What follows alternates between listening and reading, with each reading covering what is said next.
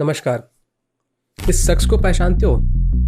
नहीं पहचानते हो तो आज से पहचान लो, क्योंकि अगर ये शख्स नहीं होता तो आज आप सभी हिंदुओं को आतंकवादी कहा जाता। आप सभी लोगों को आतंकवादी घोषित कर दिया गया होता। जब मुंबई में 26/11 में अटैक हुआ था, उस टाइम पे वो जो अटैक हुआ था ना, वो एक्चुअली में ISIS ने इसलिए करवाया था ताकि हिंदुओं को डिफेम किया जाए, उनको आतंकवादी बनाया जाए। अगर तुकाराम ओम्बले ने अपनी जान देकर कसाब को जिंदा ना पकड़ा होता तो आज आप सभी लोग आतंकवादी कहलाते।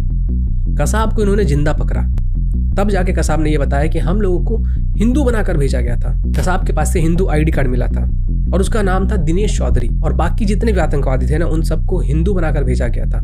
उनके हाथ में कलावा तक बांधा गया था ताकि जब वो मरे तो लोगों को लगे कि ये तो हिंदू था और ये हिंदू लोग सभी आतंकवादी होते हैं, और इसी के लिए उन्होंने ये सब चीजें की थी। ISIS चाहता था कि ये जो पूरा अटैक है वो पूरा का पूरा अटैक हिंदुओं के ऊपर जाए और पूरा जो हिंदू कम्युनिटी है वो बदनाम हो जाए। तो जब भी अपने हिंदू होने पे गर्व महसूस करो तो तुकाराम ओम्बले को एक बार धन्यवाद जरूर कहना। वो नहीं होते तो आज आप सब लोग आतंकवादी कहलाते। चलिए, ये जो पूरा मामला है इसको हम लोग थोड़ा डिटेल में समझते हैं कि जो कॉन्स्पिरेसी थी वो शुरू कहाँ से हुई और उसमें कौन कौन से लोग इन्वॉल्व हैं। ये जो 26/11 आतंकी हमला हुआ था, ये एक्चुअल में प्लान किया गया था 2001 के बाद। जी हाँ, ये 2001 के बाद ही प्लान कर लिया गया था, क्योंकि 2001 में जब पार्लियामेंट के ऊपर हमला हुआ था तो वो जो हमला पाकिस्तानी के आतंकवादियों ने करवाया था वो उतना सक्सेसफुल नहीं हुआ था जैसे उन लोगों ने प्लान किया था। उसी के बाद उन लोगों ने ये प्लान बनाया कि अगली बार जब हम लोग हमला करेंगे तो हर एक चीज से हम लोग परिपूर्ण होंगे, और अगर गलती से मिशन फेल्ड भी हो गया तो भी पाकिस्तान के ऊपर कोई भी ब्लेम नहीं आया, क्योंकि ये जो आतंकवादी हैं वो सब के सब हिंदू बन के मरेंगे। तो किसी को ये शक भी नहीं होगा कि ये काम पाकिस्तानियों ने करवाया है या फिर जो मुस्लिम ग्रुप है उन लोगों ने करवाया है। ये जो कसाब था और उसके साथ जितने भी आतंकवादी थे उन सबको एकदम टॉप लेवल की ट्रेनिंग दी गई थी। बचपन में उनको उठा लिया गया था और बचपन में उनको वहां पे ले जाया गया, बताया गया कि जब तुम जिहाद करोगे, तुम मरोगे तो तुम्हें 72 हूरें मिलेंगी, शहद की नदियां होंगी, दूध की नदियां होंगी, और वहां पे स्वागत करने के लिए तुम्हें 72 सुंदर हूरें मिलेंगी।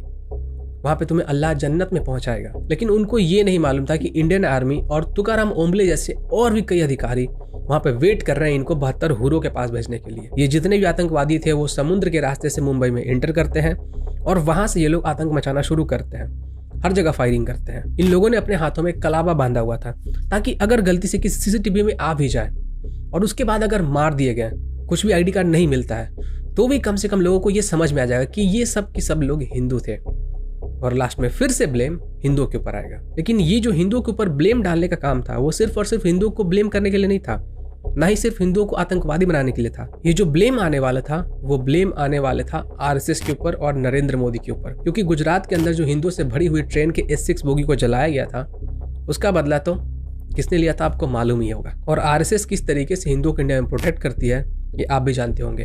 तो इन दोनों को एलिमिनेट करने के लिए ही ये पूरा का पूरा प्लान था कि हिंदुओं को तो बदनाम करेंगे ही साथ जो पूरा का पूरा ब्लेम होगा वो जाएगा नरेंद्र मोदी के ऊपर और RSS के ऊपर। जब 26/11 अटैक हुआ तो उस टाइम पे आपको मालूम है राहुल गांधी कहाँ पे थे? राहुल गांधी को मालूम था कि अटैक हुआ है, लेकिन फिर भी वो अपने दोस्त के घर पे पार्टी कर रहे थे। पूरी रात वो सुबह के 5 बजे तक पार्टी करते रहे। उनको कोई इंटरेस्ट नहीं था कि हमारे देश के अंदर क्या चल रहा है, और उस टाइम तो कांग्रेस की गवर्नमेंट थी। हर तरफ से राहुल गांधी ने अपने आप को डिस्कनेक्ट किया हुआ था। मानो ऐसा लग रहा था जैसे ये चाहते थे कि ऐसा कुछ हो जाए, और बिना किसी इंटरनल मदद के क्या ये सब चीजें पॉसिबल हो सकती है? नहीं हो सकती है। खैर, किसने करवाया होगा वो तो आपको समझ में आ ही जाएगा। मेरे पास जो फैक्ट्स हैं वो मैं आपके साथ शेयर करता हूँ। अजीज बरने, जो कि कांग्रेस के फेवरेट उर्दू जर्नलिस्ट हैं, उन्होंने एक किताब पब्लिश किया 26/11 RSS की साजिश, और उस किताब में ये बताया गया था कि किस तरीके से RSS ने ये पूरा का पूरा प्लान प्लॉट किया था। RSS ने ही ये जो पूरा आतंकी हमला है वो करवाया था, और इसके लिए जिम्मेदार ठहराया गया RSS और नरेंद्र मोदी को। इंडियन आर्मी को भी ब्लेम किया गया। ये कहा गया कि वो जो हेमंत करकरे थे, ATS के चीफ, एंटी टेररिस्ट स्क्वाड, जिन्होंने अपनी जान देकर हमारे देश को बचाई, हमारे देश के लोगों को बचाई, उनकी जान इंडियन आर्मी के कारण गई और नरेंद्र मोदी के कारण गई। ये सब चीजें उस किताब में लिखी हुई थी। ये तो सिर्फ 1-2 चीजें मैं आपको बता रहा हूँ। अगर मैं पूरी चीजें बताना शुरू करूंगा तो आपका खून खोल जाएगा कि उस किताब में लिखा क्या था।